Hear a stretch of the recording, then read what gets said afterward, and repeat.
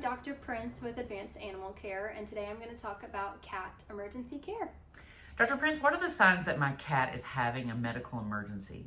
A medical emergency, things like seizures, difficulty breathing, pale gums, painful, collapse, lethargy, vomiting and diarrhea for more than 24 hours, things like that are all medical emergencies. So how can I tell if my cat's in pain? That's a great question. Cats are notoriously stoic, so it can be very difficult to tell if your cat is in pain.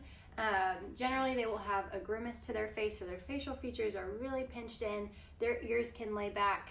They're usually hunched in a position and trying to keep themselves as small as possible.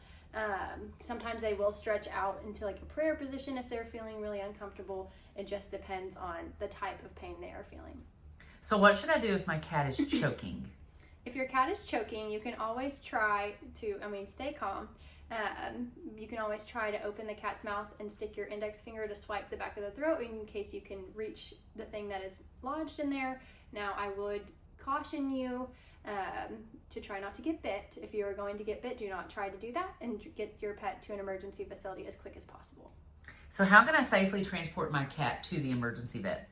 Love that question. Cats are very easy to escape, especially when we're just holding them. They're a little bit harder to corral than dogs, so we do really recommend bringing your cat in a carrier of some sort whenever you're taking them to the vet or outside of your house. What are the symptoms of a cat having a seizure? A cat having a seizure, usually they will lose consciousness. Sometimes they are violently shaking. They'll urinate on themselves, sometimes defecate on themselves. It can last variable amounts of time. But they'll generally be what's called post-ictal afterwards, where they are very disoriented, confused, kind of lethargic, ataxic, which is stumbling around, and that would be considered a medical emergency, and you should go see your vet. What should I do if my cat is having a seizure? If your cat is having a seizure, try to keep them in a place where they cannot fall off of anything or injure themselves further. You can try to, get a blanket and kind of hold them as still as you can. Otherwise, as soon as they are through with their seizure, getting them to an emergency vet as quickly as possible. How can I tell if my cat has been poisoned? It can be very difficult to tell if your cat has been poisoned, and it depends on the type of poison that has been used. There are many different types. Generally speaking, we will see vomiting and diarrhea first. Sometimes we can see a lethargy, collapse, difficulty breathing. It really just depends on the type that is used. So what should I do if my cat ingests something toxic? If your cat ingests something toxic and you know what it is, or even if you don't know what it is and you suspect something toxic, getting them to the nearest emergency vet as quickly as possible. We do recommend most clients call Pet Poison Helpline, where they have board certified toxicologists who can handle your specific pet's case and give us the appropriate medical recommendations to handle that pet. So what are signs of heat stroke in cats, and how can I prevent it? Heat stroke in cats, generally speaking, they'll be open mouth breathing or panting, which is always abnormal for a cat to do. Lethargy, collapse, very, very warm to the touch. The next thing that we would tell you to do is try to give them cool water. So placing cool water on their paws or on their body, potentially placing a fan. Just make sure the water is not cold, that it is only cool. And then trying to get them to your nearest emergency vet as quickly as possible. So what should I do if my cat has been hit by a car? If your cat has been hit by a car, try to stay calm. Try to move the cat as little as possible. Get them into your car, maybe wrap them in a blanket if you can, because many times cats that have been hit by a car have broken bones. They can have internal injuries. So we want to disrupt them as little as possible and getting them to your emergency vet as soon as possible. How can I stop bleeding if my cat has a cut or a wound? If your cat has a cut or a wound, excuse me, that is bleeding and not stopping, you can always try to place a quick pressure bandage and wrap it.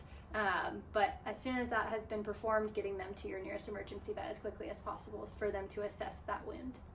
So what are the signs of a urinary blockage in male cats? That's a great question. It's something that we see quite often here at the ER. Urinary blockage in cats. Typically we see straining or inability to urinate in the litter box for 12 plus hours, yowling, or they can sometimes be meowing in pain, painful abdomen, they can vomit and have diarrhea, and it is very serious. So if you suspect that your male cat, or even female cat, we can see it in both, is blocked, getting them to an emergency vet as soon as you can. How can I tell if my cat is having difficulty breathing? Like I said earlier, a cat that is open mouth breathing or panting is almost never normal. So those are signs to look for. Sometimes they will have pale gums. You'll see abdominal effort with their breathing that can demonstrate that they're having a hard time. But that's also considered a medical emergency and getting to your vet as soon as you can. What should I do if my cat is vomiting or has diarrhea for more than 24 hours? If your cat is vomiting or having diarrhea for more than 24 hours, I would recommend that you seek emergency vet care. It depends on the nature of the vomiting and diarrhea, on if we're suspecting a foreign body, toxin, etc. But definitely getting them seen would be my recommendation. What are the signs of a severe allergic reaction in cats? So a severe allergic reaction in cats, we can see acute vomiting, you can see hives, difficulty breathing or panting, redness or swelling at the area if it is like an insect bite or a bee sting, are all things that we look for in an allergic reaction. What should I include in a first aid kit for my cat? That's a great question. I always tell people to have some Benadryl, non-decongestant Benadryl on hand for their pets in case of an allergic reaction that they need to immediately go after, or having some light bandage material in the home. Besides that, there's not much I would have on hand, and most things need to be seen by the vet after that. How can I perform CPR on my cat in an emergency? Yeah, we are very well trained for CPR here. Many people want to try to do CPR on their pets. I do say, you can risk hurting them further, especially if they don't necessarily need it, but getting your pet to the nearest emergency vet or any vet that is open if you suspect your pet needs CPR is my best recommendation for you. So what are common causes of sudden collapse in cats? Yeah, that's a great question. There are many different causes for sudden collapse. We can see cardiac events, stroke or seizures can cause sudden collapse, electrolyte abnormalities, so if they've been vomiting or having diarrhea for a long period of time. The list is quite extensive, so it definitely needs some diagnostics or workup if your cat is experiencing sudden collapse. What should I do if my cat's eye is injured or swollen? If your cat's eye is injured or swollen, I do consider eyeballs to be a medical emergency. Getting them to your vet for an examination as quickly as possible.